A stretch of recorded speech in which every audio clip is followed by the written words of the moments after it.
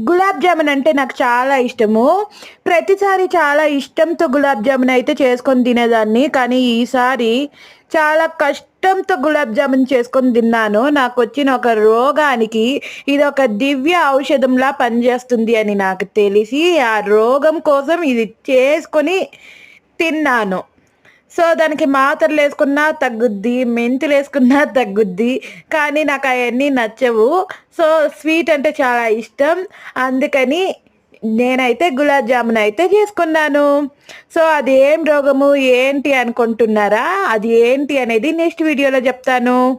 So, మీలో ఎంతమందికి గులాబ్ జామున్ అంటే ఇష్టమో కామెంట్ చేసి చెప్పండి.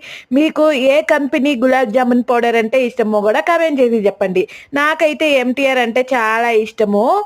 సో, ఎంటీఆర్ గులాబ్ జామున్స్ చాలా టేస్టీగా చాలా బాగొస్తుందని నేనైతే చేసినాను. చూస్తుంటే టెంప్టింగ్‌గా ఉంది. మొత్తం తినాలనిపిస్తుంది. మీకు అలాగే ఉందా? కామెంట్ చేసి చెప్పండి. వీడియో నచ్చితే సబ్స్క్రైబ్ చేసుకోండి. లైక్ అనేది తప్పకుండా చేయండి. Thank you.